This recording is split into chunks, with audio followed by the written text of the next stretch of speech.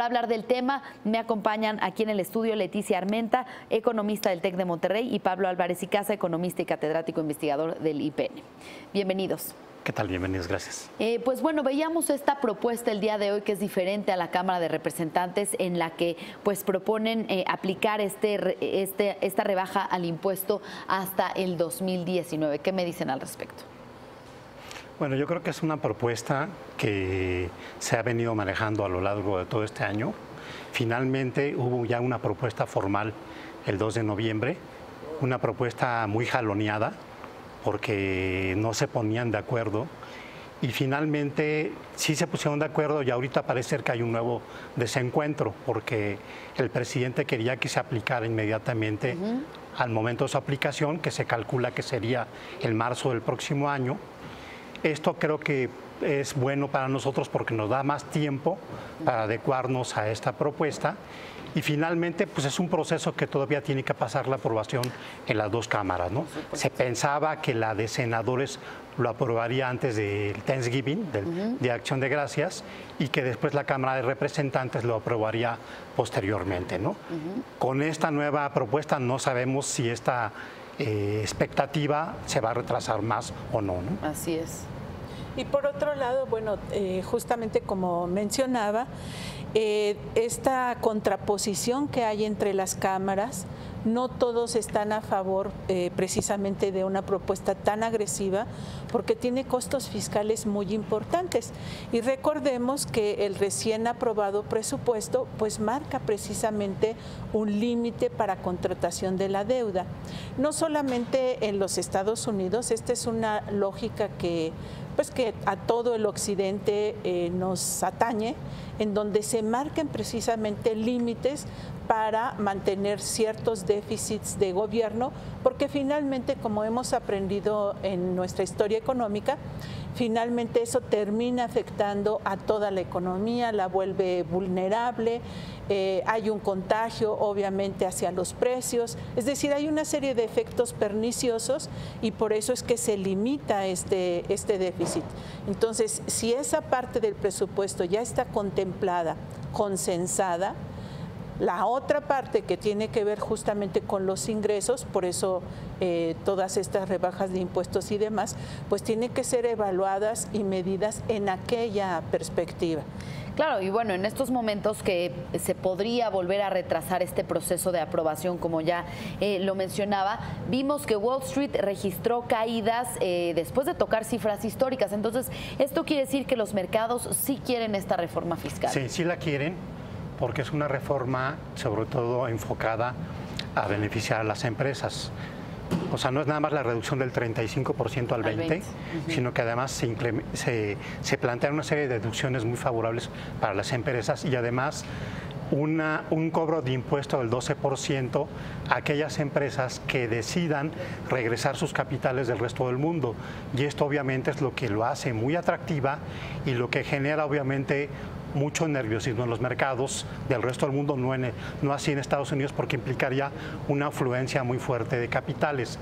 Ahora, ¿qué es lo que ha dicho el Fondo Monetario Internacional? El Fondo Monetario Internacional dice esta reforma puede ser muy eficaz en el corto plazo, porque esto obviamente puede generar más crecimiento en Estados Unidos, puede generar más dinamismo, pero que tiene un problema de sostenibilidad en el largo plazo, porque esto también incrementaría el déficit.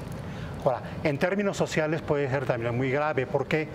Porque la medida podría ser acompañada con un recorte de gastos sociales muy fuertes en Estados Unidos, que obviamente va a generar una mayor desigualdad. Termino nada más con un comentario. Christine Lafargue hizo un discurso sobre qué tipo de reforma fiscal deberían de hacer los países avanzados. Trump está haciendo todo lo contrario. ¿Qué opina? Efectivamente, la reforma que propone el presidente Trump, con todos y los ajustes que el Senado vaya a hacer, está dirigida a estimular a las empresas, sobre todo al gran capital. ¿Y esto beneficia a la clase media? Él dice que sí, como un efecto indirecto, porque si eso fuera así, si se cumpliera la visión que se tiene, estaría reduciendo el costo para las empresas y eso atraería a estas empresas a que incrementaran el empleo. Sin embargo, francamente, en este contexto en el que estamos actualmente, donde la tecnología es una opción mucho más favorable en términos de utilidad para las empresas, no necesariamente lo que ellos están previendo se va a traducir en una ganancia de empleo. Aunque se ha presentado como una perspectiva favorable para la sociedad, para la clase media, en realidad beneficia al gran capital. Y es allí en donde está realmente la controversia a nivel de las cámaras. Primero, por lo que ya decíamos, por el impacto que tiene en el mediano y largo plazo sobre el déficit fiscal y eventualmente sobre la deuda. Recordemos que Estados Unidos ha sido uno de los países con mayores desequilibrios a nivel fiscal y a nivel comercial, y eso lo lleva finalmente a, bueno, dentro de muchas otras cosas, a ser un país que siempre tenemos que estar monitoreando porque necesitamos saber, por su impacto que tiene en el mundo, cómo va a financiar esos resquebramientos. Conclusiones. La medida es muy popular, se está haciendo como una medida para ganar votos. Sí perjudica a la clase media porque también se le plantean menos deducciones a la clase media, dicho sea de paso. Puede ser muy popular, pero es terriblemente irresponsable en el mediano y en el largo plazo. Y esto Trump lo está viendo como una propaganda de campaña electoral de cara a las elecciones intermedias en el 2018. Y si hay un consenso, yo ahí difiero de mi colega, esta reforma es altamente pasable, a diferencia de otras, porque sí hay consenso dentro del Partido Republicano y con el apoyo de algunos demócratas. De por sí, con el solo voto del Partido Republicano, esta reforma pasa, porque el Partido Republicano tiene mayoría en las dos cámaras, pero además va a tener el apoyo de algunos demócratas. Por eso yo sí creo que es altamente probable que esta reforma sí sea aprobada, con cierto rezago, pero va a ser aprobada indudablemente a finales de este año. ¿Conclusiones?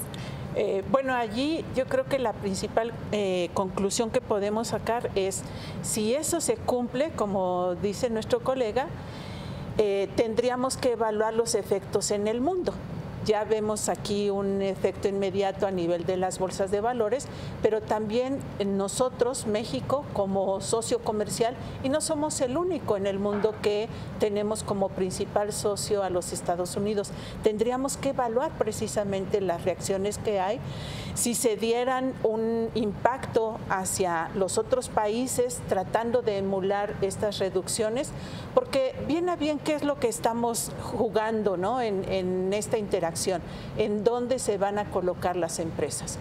¿Cuál va a ser su domicilio fiscal? A lo mejor el domicilio físico, por cuestiones de costos, tanto laborales como de posición geográfica, como es el caso mexicano, se mantiene en este país. Pero ¿qué pasa con el domicilio fiscal? Es decir, ¿en dónde se van a pagar los impuestos? Bien. Ahí hay toda una evaluación. Pues habrá que ver si se aprueba este año, como lo mencionan. Gracias, Leticia Armenta y Pablo Álvarez y Casa, por acompañarnos. Muy buenas tardes. Gracias.